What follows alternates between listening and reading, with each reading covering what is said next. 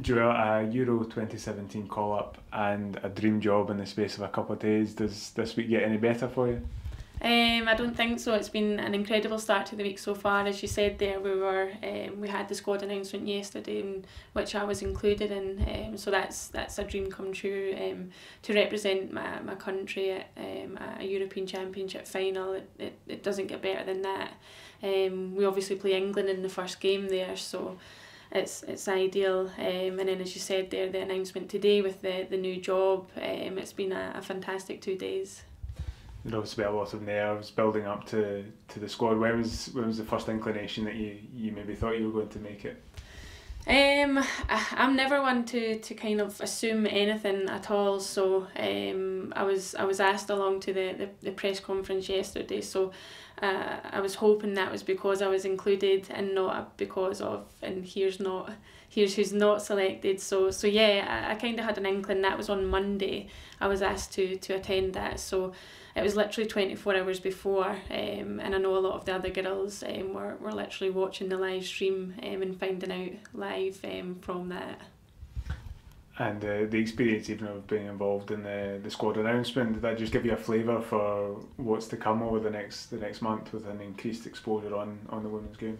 Yeah, of course. It was so surreal yesterday. The media coverage on the back of it has been great, and we hope that can continue and get even better in the run up to the tournament. So yeah, yesterday being there, it just made it even more real, and I think even more so when we get over there, get over to Holland. So ahead of the first match against England, what does your schedule look like from now on?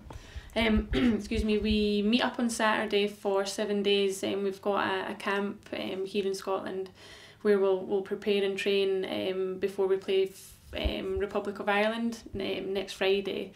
We then have a couple of days downtime before we meet and fly to Holland on the 11th of July. So we'll be over there for a good few days just to kind of get settled in ahead of the opening game against England.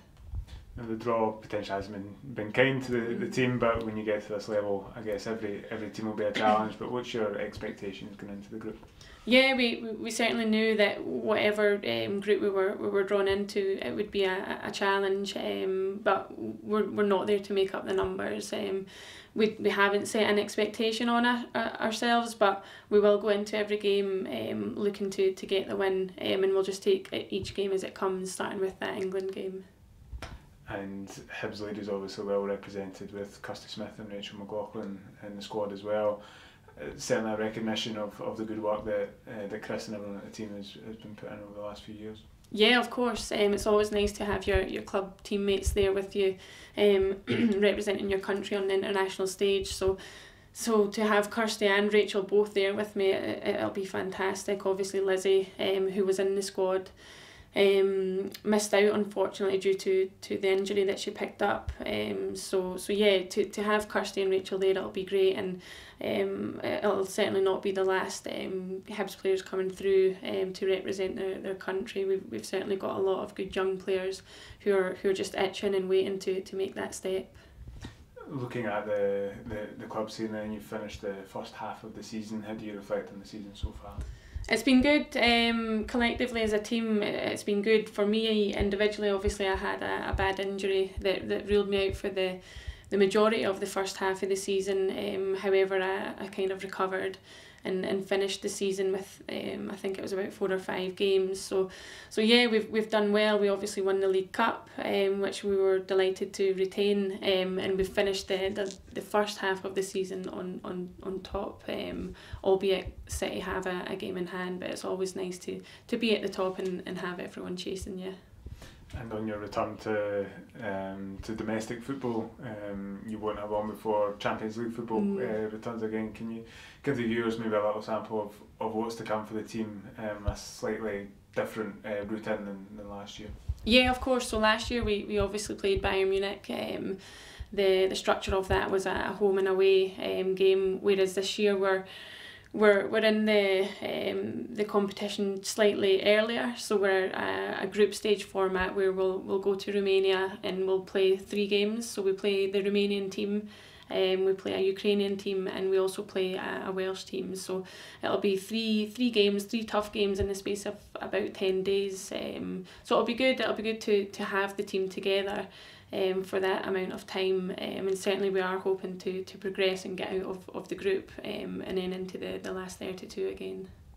And with the SSE Cup draw pairing you with Celtic, who played in the recent League Cup final, a lot of games, a lot of big games coming up in the second half of the season. Yeah, there certainly is. We've got the 19s, we've got 4 19s players away just after the European Championships, and just before the Champions League. So it'll be an intense period for us, but one we're really looking forward to.